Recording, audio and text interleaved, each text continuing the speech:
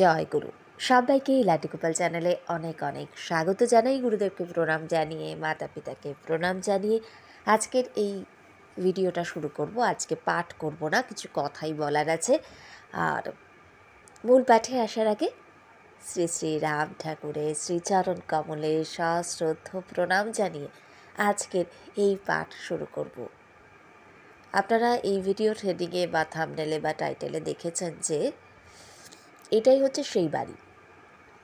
Part 41 Shri Shri Ram ঠাকুর লীলা কথা। Part 41-এ বলেছিলাম একটি বাড়ির কথা।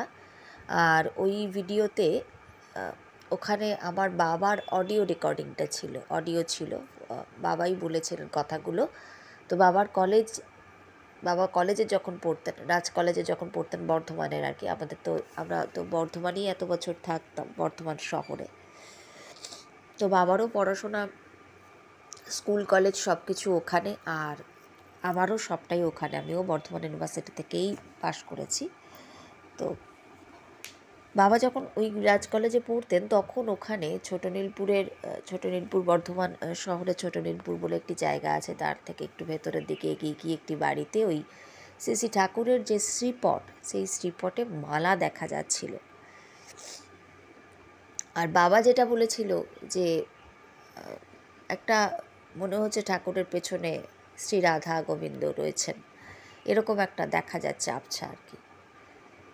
তো ওই বাড়িটা বাবা তখন সবার কাছ থেকে শুনে তখন দেখতে গিয়েছিল, যে ঠাকুরের শ্রীপট দর্শন করতে গিয়েছিল। আর এত বছরও কোনো দিন আমরা সে কথা বাবার কাছ থেকে শুনিনি। হঠাৎ করে একদিন শ্রী শ্রী ঠাকুরের কথা হতেই, শ্রী শ্রী রাম ঠাকুরের কথা হতেই সকালবেলা আর কি, তো বাবা বলছে যে বাবার এরকম দেখতে গিয়েছিল, এরকম ঘটনা ঘটেছিল আর কি। তাই আমি বললাম তুমি এতদিন বলনি তো। বলছে কি জানি এতদিন মনে আসেনি আর কি, মনে হয়নি আর কি যে বলার কথা আর কি, সেরকমভাবে কিছু মনে আসেনি। তো যখনই শুনেছি যে ছোট নীলপুরের কোনো বাড়িতে, আমি বললাম তুমি দেখলে চিনতে পারবে? বাবা বলছে যে জায়গাটা আমার মনে আছে, কোন জায়গাটা, এখন সেখানে গিয়ে জিজ্ঞাসা করতে হবে কোন বাড়ি, এরকম আমি বলেছিলাম। তো তার কিছুদিন পরে তো শুনলাম যে ঠাকুরের একটা আশ্রম বর্ধমান শহরে আছেই। তো সেবারে আমার খুব যাওয়ার ইচ্ছে ছিল বর্ধমান শহরে, যে ঠাকুরের যে আশ্রমটা আছে আর কি সেখানে। তো বাবাকে তো এইরকম বলেছি। আর বাবার রাস্তাঘাট ভীষণ মনে থাকে, মানে 10 বছর 15 বছর আগেও যদি, রাস্তার তো চেঞ্জ হয় কয়েক বছর বাদে বাদেই, আশপাশগুলো দোকানপাট সব কিছু চেঞ্জ হয়, রাস্তাটা তো সেই একই থাকে, কিন্তু যেগুলো ল্যান্ডমার্ক থাকে সেগুলো অনেক সময় বদলে যায়, চেঞ্জ হয়, একটু আলাদা আলাদা, একটু এদিক ওদিক হয়। তো বাবা রাস্তাঘাট ভীষণ ভালো মনে রাখতে পারে আর কি, 10-15 বছর আগেও যেখানে গেছে সেটাও মনে থাকে আর কি, দেখেছি। এটা খুব বাবা বলছে আমার কোনো অসুবিধা হবে না, গিয়ে কাউকে জিজ্ঞাসা করলেই হবে, জায়গাটা মোটামুটি মনে আছে। তো খুব ইচ্ছে ছিল সেই বাড়িটাতে যাওয়ার। আবার এদিকে এটাও ইচ্ছে ছিল যে শ্রী ঠাকুরের যে আশ্রম হয়েছে সেখানে যাওয়ার। তো এর মধ্যেই একদিন বিশেষ কাজে যেতে হয়েছিল আমাদের বর্ধমানে। আর আমার বর্ধমান ইউনিভার্সিটিতেও কিছু কাজ ছিল, এবং আমার অন্য জায়গাতেও আমাদের কিছু কাজ ছিল। তো সাথে ছিল আমার মা। আর সমস্ত কাজকর্ম মিটিয়ে নেওয়ার পর দুপুরের দিকে, বেলা তখন কটা বাজে, 2:40-40 এরকম বাজে আর কি দুপুরবেলা। আর প্রচণ্ড রোদ্দুরের তাপও বাইরে ছিল সেদিনকে। তো আমি মাকে বললাম যে এখন বাড়ি ফিরে, ট্রেন ধরে তো আমাদের ফেরার ব্যাপার, বাড়ি ফিরে না গিয়ে আমরা চলো ঠাকুরের আশ্রমে চলে যাই। 4টেয় তো খুলবে মন্দির, 4টের আগে তো খুলবে না, এই সময়টা তো সব জায়গাতেই বন্ধ থাকে। তো 4টে অবধি আমরা নয় আশ্রমের ভেতরে যদি যেখানে বসার জায়গা থাকে সেখানে বসবো, কারণ সব আশ্রমেই দেখেছি যে মেন গেটটা খোলাই থাকে, সব জায়গাতেই, যে কোনো বড় মন্দিরে হোক বা যে কোনো জায়গাতেই হোক, মেন গেটটা খোলাই থাকে। ভেতরের মন্দির যা আছে যাই হোক, বা সেইগুলো বন্ধ থাকে আর কি। কিন্তু বসার জায়গা কোথাও না কোথাও হয়ে যায় আর কি, যেটা মহামিলন মঠে দেখেছি, বা অন্য জায়গাতেও খর্দা শ্যাম সুন্দরের মন্দির বন্ধ থাকে, কিন্তু অক্ষুণ জোবাটিতে গিয়ে ইজিলি বসা যায়। এরকম আমি ভেবেছি যে ভেতরে গিয়ে নিশ্চয়ই কোথাও বসার জায়গা থাকবে, বসে থাকবো, 4টে বাজলে দর্শন করে চলে আসবো। এবারে যখনই গেছি অনেকটাই ভেতরের দিকে, ছোটনীলপুর থেকেও ভেতরের দিকে অনেকখানি যেতে হচ্ছে। কিভাবে যাবেন বলে দিই। আপনারা বর্ধমান স্টেশন থেকে বর্ধমান স্টেশন থেকে আবার সব টোটো সব দিকে যায় না। বর্ধমান স্টেশনে নেমে যেদিকে গণেশ মিষ্টান্ন ভাণ্ডার রয়েছে, গণেশ মিষ্টির দোকানের একটা ব্রাঞ্চ বর্ধমান স্টেশনে বেশ কয়েক বছর হলেই করা হয়েছে। আগে মূল ব্রাঞ্চটা যেটা ছিল, যতদূর আমার মনে আছে, সম্ভবত তেঁতুলতলা বাজারের মধ্যে আর কি, যেখানে মিহিদানা সীতাভোগ বিখ্যাত আর কি। তো ওদেরই আরেকটা ব্রাঞ্চ পরে বর্ধমান স্টেশনে করেছিল। তো ওই যেদিকে গণেশ মিষ্টির দোকান, সেই দিক থেকে সাধারণত ছোটনীলপুর যাওয়ার টোটোগুলো যায়। আপনি অন্য জায়গা থেকেও যেতে পারেন, বাসেও যেতে পারেন। তো ওই ছোটনীলপুরে শ্রী রাম ঠাকুরের আশ্রম বললেই যে কোনো মানুষই দেখিয়ে দেবে, সবাই মোটামুটি জানে, কোনো অসুবিধা হবে না। আর ওখান থেকেই আপনারা ডাইরেক্ট স্টেশন অবধি আসার হয়তো অটো বা এই টোটো পাবেন না, আপনাদের আসতে হবে ওখান থেকে ছোটনীলপুর মোড় অথবা বীরহাটা ব্রিজ, ওখান থেকে আবার আপনারা স্টেশন অবধি পাবেন। যদি সংখ্যায় অনেকজন থাকেন, 2জন বা 3জন বা 4জন থাকেন, তাহলে পেয়ে যাবেন। কেননা ওরা আসতে চায় না, যেহেতু এখন জিটি রোড ধরে টোটোগুলোকে যেতে দেয় না, আর অনেকটা ভেতর দিয়ে ঘুরে যেতে হয়, সেজন্য পয়সা বেশি লাগবে। সেই কারণের জন্য ওরা ওখান থেকে ডাইরেক্ট স্টেশন আসতে চায় না। তো এই হচ্ছে ব্যাপার। আর অ্যাড্রেসটা ডেসক্রিপশন বক্সে একদম ঠিকঠাক করে দেওয়া থাকবে। ওদের আশ্রমের যে ফোন নাম্বার বাইরে লেখা থাকে, সেই ফোন নাম্বারটাও আমি ডেসক্রিপশন বক্সে দিয়ে দেবো, আপনাদের যাদের দরকার ফোন করে নিতে পারেন। এইবার আমরা তো আশ্রমে পৌঁছানোর পর গিয়ে দেখি মেন গেটে তালা। আমার মা বলছে, দেখ এবার কি করবি, এত রোদ্দুরের তাপ। বলছে, তুমি দাঁড়াও না, একটা ব্যবস্থা ঠাকুর নিশ্চয়ই করবেন। তো হঠাৎ দেখি একজন লোক, একজন ধুতি পরা একজনকে দেখা যাচ্ছে, সেবায়িত আশ্রমের সেবার কাজে নিযুক্ত আছেন। তো ওনাকে আমরা বাইরে থেকে ডাকছি যে একবার এদিকে আসবেন এরকম। তা উনি ওখান থেকে বলছে, কি দরকার বলুন। আমরা বললাম যে আমরা একটু যদি মেন দরজাটা খুলে দেন, এই মেন গেটটা, তাহলে আমরা ভেতরে গিয়ে একটু বসি, মন্দির তো 4টের আগে খুলবে না। তা উনি সামনে এলেন, এসে বললেন যে এগুলো আমরা তো একটু দূর থেকে আসছি, আগে আমরা এখানেই থাকতাম, তা আজকে আবার বাড়ি চলে গেলে আবার এর মধ্যে আসা হবে কি না হবে, আর এতক্ষণ মন্দির খুলতে 4টে, আর এতক্ষণ বাইরের ওদের মধ্যে কোথায় বসবো, তো যদি একটুখানি দরজাটা খুলে দেন তাহলে খুব ভালো হয়। তো উনি বলছেন যে ঠিক আছে, আমি ভেতরে গিয়ে পারমিশন, এটা আশ্রম তো, আমি একার ডিসিশানে কিছু করতে পারি না, আমি একবার কথা বলে আসছি, আপনারা দাঁড়ান। তা আমরা দাঁড়িয়েছি, উনি কথা টথা বলে, আমরা বেশ কয়েকবারই রিকোয়েস্ট করেছি যে একটু যদি খুলে দেন। তো উনি বলছেন আসলে নানান রকম লোকজন দুপুরবেলা ঢুকে যায়, তো বলছে যে আশ্রমের একটা সিস্টেম থাকে, নিয়ম থাকে, তো সেই কারণের জন্যই বন্ধ রাখা আর কি। তো ভেতরে ঢুকে একজনকে জিজ্ঞাসা করে উনি এসে দরজাটি খুলে দিলেন। খুলে দেওয়াতে আমরা গিয়ে নাট মন্দিরে গিয়ে বসলাম। আর উনি ওদিক দিয়ে নিজের কাজে চলে যাচ্ছিলেন, যেতে গিয়ে আবার হঠাৎ করে পেছন দিকে ঘুরে দাঁড়িয়ে বলে, কী ব্যাপার আপনারা নাট মন্দিরে বসছেন, আর দাঁড়ান আমি শতরঞ্জি এনে দিয়ে বলছি, না আপনাকে অত ব্যস্ত হতে হবে না। ঠাকুরের এত কৃপা, ঠাকুর এত যত্ন করেছেন সেদিনকে, আমি সমস্ত ওনাদের যে সেবা আতিথেয়তা সব কিছুর মধ্যে আমি যেন মনে হচ্ছে যেন আমি বাবার কাছে এসেছি, আর বাবা তার মেয়েকে যেন একদম যত্ন করে সব দিক থেকে একটা ব্যবস্থা করছে আর কি। উনি বলছেন যে আমি শতরঞ্জি এনে দিচ্ছি, আপনারা দাঁড়ান। তারপরে আবার উনি সঙ্গে বলছেন, আচ্ছা আপনারা এখানে কেন বসবেন, এখানে কি ফ্যান আছে নাকি, নাট মন্দিরে কেন বসবেন, এই বাইরে এত রোদের তাপ, আপনারা ভেতরে ঘরে আসুন। তা আমরা বারণ করছি সমানে যে না আমরা ভেতরের ঘরে যাব না, মানে ওনাদের ওইদিকে ওনারা যে সমস্ত ঘরগুলোতে বিশ্রাম করেন আর কি, তার পাশে একটা এক্সট্রা ঘরও রয়েছে, সেখানে শ্রীখোল রয়েছে, অনেকগুলো শ্রীখোল রয়েছে, নাম যখন হয়, ঠাকুরের একটি শ্রীপটও রয়েছে, কিছু পেটেল স্ট্যান্ড ফ্যান রয়েছে, এরকম কিছু জিনিস রয়েছে, জিনিস আর কিছু নেই, এসবই রয়েছে।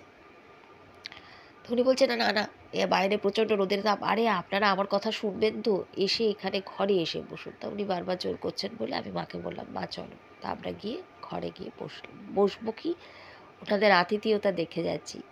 সঙ্গে সঙ্গে শতরঞ্জি পেতে দিলেন, ফ্যান চালিয়ে দিলেন, দিয়ে বলছেন আপনারা বসুন, আমি বালিশ দিচ্ছি, একটু বিশ্রাম করুন, অনেকটা ধকল গেছে আপনাদের, অত দূর থেকে এসেছেন, এসে আবার এখানে এতগুলো কাজ ছিল, কাজ সেরে বললেন যে আপনারা বললে কী কাজ ছিল সেটা আমি ওনাকে বলিনি, আমি বলেছি যে আমার কিছু কাজ ছিল, সেজন্য বলছে যে বাইরে তো প্রচণ্ড রোদ্দুরের তাপ, আমি বালিশ দিচ্ছি, আপনারা একটু আরাম করে বসুন, আবার তো অতটা রাস্তা যেতে হবে। তা আমরা বারণ করেছি, কিন্তু তা সত্ত্বেও উনি দিয়েছেন। এরপরে আরও সেবা, ঠাকুর আমাদের জন্য অন্ন প্রসাদ রেখে দিয়েছিলেন, আমরা ভাবতেই পারিনি অত অবেলায় অন্ন প্রসাদ পাব। বাটিতে করে মাকে আর আমাকে উনি অন্নপ্রসাদ এনে দিলেন, বললেন প্রসাদ সেবা করুন। আরও মনটা আনন্দ হলো, ভাবলাম ঠাকুর তোমার এত কৃপা, এত দয়া করলে তুমি, আমরা আসবো তুমি তো জানতে, আর তার জন্য তুমি অন্নপ্রসাদও রেখে দিয়েছিলে। আর ঠিক যখন উনি অন্নপ্রসাদটা দিলেন তার আগে আমি মাকে, তার ঠিক 10 মিনিটও নয়, 7-8 মিনিট আগে আমি মাকে বলছি, মা এর পরের বার না চেষ্টা করবো সকাল সকাল আসার, আর যে সিস্টেমটা জেনে নিয়ে যাবো যে কি সেদিনকে এসে বললেই ভোগ প্রসাদ পাওয়া যাবে কি না, নাকি আগের দিন বললে তাহলে সেরকমই করবো। মা বললো ঠিক আছে তাহলে তাই করিস। আর বলতে বলতেই 7-8 মিনিট বাদেই উনি বাটিতে করে মাকে আর আমাকে অন্নপ্রসাদ এনে দিয়ে বললেন প্রসাদ সেবা করুন, অন্ন রয়েছে। আর আমাদের আনন্দ দেখে কে, যে ঠাকুর তুমি আমাদের জন্য অন্নপ্রসাদও রেখে দিলে। আর সেদিনকে নবরাত্রির প্রথম দিন ছিল, আগের দিন কি একটা কারণে অমাবস্যা ছিল নাকি কি ছিল, অমাবস্যা ছিল বোধহয়, তো সেদিনকে আমার অন্ন পাওয়া হয়নি, মানে বিশেষ কিছু কাজে আমি বেরিয়ে গিয়েছিলাম, আর ফিরতে ফিরতে 4টে বেজে গিয়েছিল।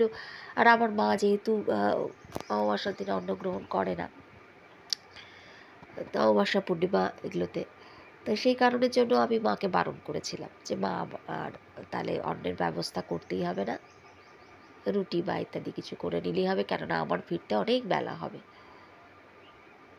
তো সেই জন্য ঠাকুর জানে যে আগের দিন মেয়েটা অন্ন পায়নি, আমি আমার মা বলো, তো সেই অন্ন রেখে দিয়েছে, অত বেলা হয়ে গেছে, তখন 3:10 তখন প্রসাদের সমস্ত পাট মিটে গেছে, কিন্তু একটু প্রসাদ ঠাকুর রেখে দিয়েছিলেন। প্রসাদ পাওয়ার পর উনি আবার দুজনকে 2 বোতল জল এনে দিলেন, বললেন জল সেবা করুন। তা আমি বললাম এটা কোথা থেকে ধোবো, আমাকে কলটা দেখিয়ে দিন। তো আমি কলের ওখানে গিয়ে 2টো বাটি ভালো করে মেজে আবার ওনাকে দিয়ে দিলাম। ইতিমধ্যে উনি আরেকজন যে সেবায়িত তাকেও বলেছেন, তিনি এসেছেন আমাদের সাথে কথা বলতে, যে তোমরা কোথা থেকে এসেছো, তোমার নাম কি, কতদূর পড়াশোনা করেছো ইত্যাদি বলার পরে তিনি বললেন যে দেখো তোমাদের বাবা পেছনেই কিন্তু বাবা রয়েছেন, বাবার শ্রীপটের সামনেই তোমরা কিন্তু বসে আছো, তোমরা কোনো রকম কোনো সংকোচ করবে না, এখানে একদম আরাম করে বিশ্রাম নাও, কেউ এখানে আসবে না, আমরা লাইটটাও জ্বালিয়ে দিয়ে যাচ্ছি, অন্ধকারের মধ্যে যদি অসুবিধে হয়। তো ওনারা লাইটটা জ্বালিয়ে দিয়ে গেলেন, কোনো অসুবিধা হলে বলতে বললেন, এত যত্ন। আমরা বলছি যে আপনারা এত কেন ব্যস্ত হচ্ছেন, বলছে তোমাদের বাড়িতে যদি আমরা যেতাম তাহলে তুমি আমাদেরকে কি এইটুকু দিতে না, একটু বসার জায়গা, একটু জল, এইটুকু সেবা তো যে কেউ করে, তা তোমরা আমাদের এখানে এসেছো, অত দূর থেকে এসেছো, তা তোমাদের এজন্য এইটুকু যদি না করি। তা এত সুন্দর করে বললেন যেন কোনো আপনজনের সাথে কথা বলছি আর কি, আর খুব আশীর্বাদও করলেন।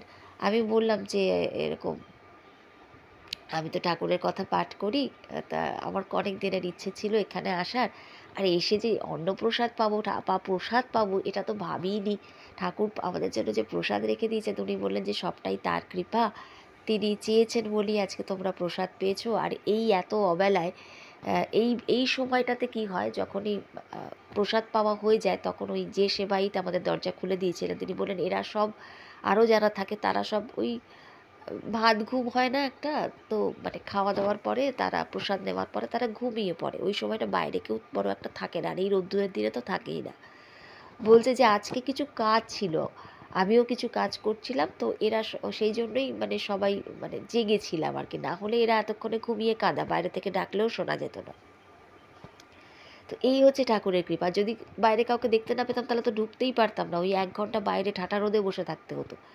আর অতটা রোদ্দুরে এসেছি বলে ঠাকুর এত সুন্দর করে সেই মানে ব্যবস্থা করে দিলেন, একটা মানে ঘরটা যেহেতু একতলার ঘর, ঠান্ডা, আর বাইরে রোদ টোদ সেরকম ঢুকছে না ভেতরে, ফ্যান চলছে, জল, প্রসাদ, আর কি চাই। আবার বালিশও দিয়ে গেলেন, না তোমরা আরাম করো, যদিও প্রয়োজন বালিশের প্রয়োজন না থাকলেও ওনারা মনে হয় যে না ভালো করে বসো আর কি, আরাম করে বসো। তো এরপরে উনি আরও বললেন যে যে দেখো পেছনেই তোমাদের কিন্তু বাবা রয়েছে, একদম বাবার সামনেই কিন্তু তোমাদের বসার ব্যবস্থা হয়েছে, একটু পরেই মন্দির খুলবে, তখন 4টের সময় বাবাকে দর্শন করে তারপর তোমরা যেও।